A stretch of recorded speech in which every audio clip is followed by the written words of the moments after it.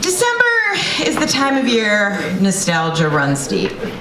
December is also my birthday, on the 28th, in case you were wanting to give me a birthday Christmas present, which us poor Capricorns have to deal with all the time. December is also when I love to do nothing more than watch a winter snowstorm if global warming hadn't killed it. Drink some cocoa or, let's be honest, a large jug of wine.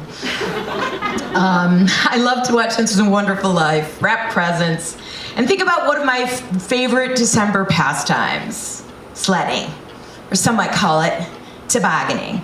Or when I was young, I called it flying down a hill and looking death in the eye. In the middle of Detroit, Michigan, down the street from St. John's Hospital, right off Chandler Park Drive, stands Baldock Hill. It is a colossus. I went sledding there every winter of my childhood. My older brother, Robert, told me sometimes children don't survive sliding down Baldock. He was an asshole, in case you didn't miss it. But regardless of the rumors, children came from miles around to tempt fate. Every time I glanced upward to the top of Baldock Hill, which stood hundreds, maybe thousands of miles away, in my head, I heard the terrifying soundtrack of Close Encounters of the Third Kind. Dun, dun, dun, dun, dun. From the back of our house, my brother Robert called, "Ma! We're going to Baldock!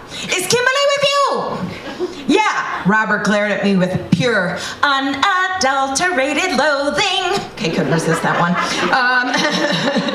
"Don't lose her!" my mother shouted from somewhere within our house. "I wish," Robert whispered as he slammed past me out the door, leaving his 7-year-old little sister behind. I heard my mother warn me to stay with Robert. I thought, too late. Plus, staying with Robert could be more dangerous than sliding down Baldock Hill. That's this way, hey paper. Baldock Hill. By the time I was outside, Robert was gone. Running down our driveway, I spotted him walking with his 2 friends, Paul and John. My pink puffy snowsuit made a loud sound as I ran to catch up, shouting, "Robert, wait for me!" Robert did not wait for me. His long stride soon put him close to the end of our block, but I knew he had to stop there because we were picking up my best friend Angela, who lived on the corner. Angela ran out of her front door, her pink puffy snowsuit, swish, swish, swish, just as loud as mine. Once again, Robert and his friends walked away. Robert and John were dragging a couple of red metal circular sleds, while Paul dragged a wooden 2-person flexible flyer sled that Angela and I would use. Even with the sleds, they were quickly far ahead of us. Robert called, "Come on, Kimberly!" Then the loud swish, swish, swish of 2 pink puffy snowsuits got even louder as we ran to catch up. Our house was only 5 blocks away from Baldock on Chandler Park Drive. On the left side of Chandler Park Drive was Detroit's version of a foresty park, where my mother told me from a very young age, all the drug dealers and pot smokers are in there. And remember, Kimberly, if you smoke pot, you will go crazy. So thanks to my mother's excellent parenting, I totally avoided whatever Detroit woodland creatures were living on that side of the park.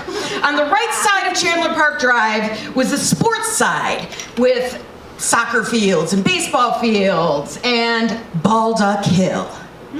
Dun, dun, dun, dun, dun. When we made it to Baldock Hill, Robert called, "We'll leave the sled at the top," and he left. Angela and I stood at the bottom of the hill watching Robert, Paul, and John run up thousands of stairs.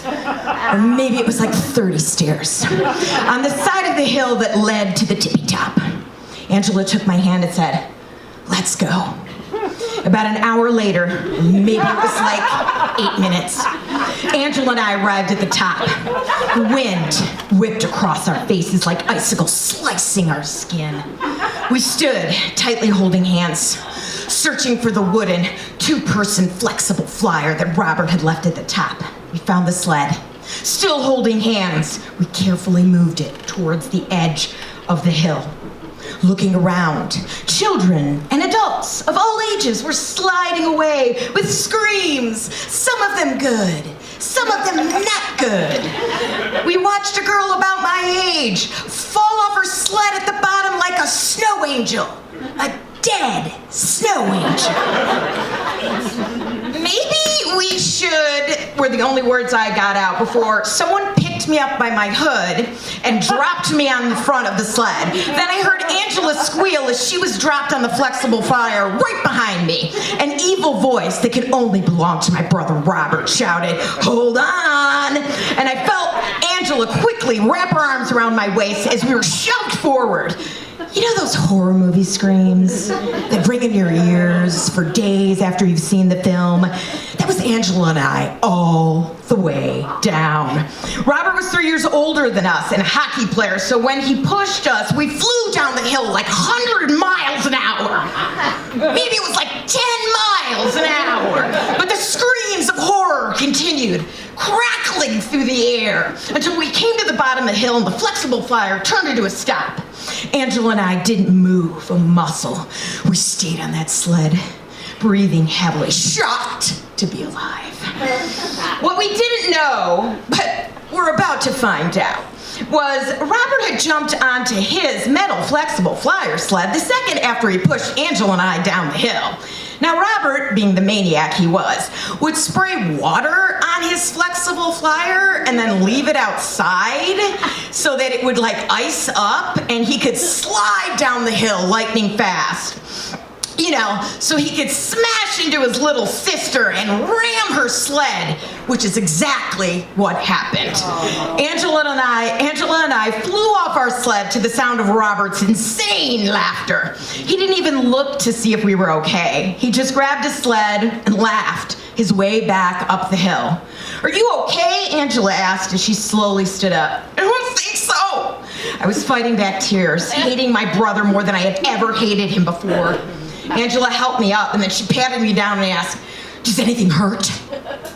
"I guess not," I admitted, wiping away my tears. "Do you want to go home?" I paused, and I looked up at Baldock Hill. As I grew up, I began to realize Baldock was not a giant. It was more like a bunny hill at best.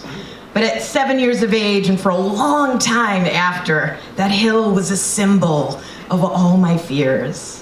Fear of my big brother and his friends, of not being good enough or smart enough or brave enough, of being just a girl in a family filled with dominating boys. Angela stood next to me, patiently waiting until I grabbed her hand and shouted, "Screw it, let's go again." We dragged the sled as we climbed back up the stairs.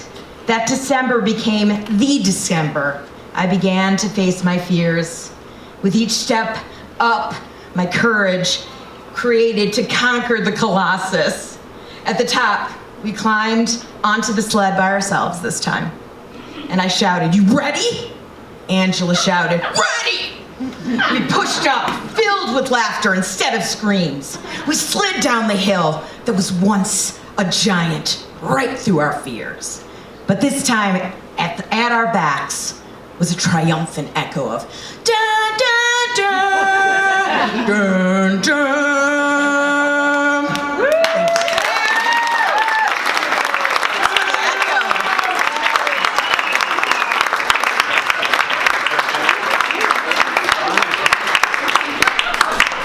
Kimberly Vanbiesbrouck!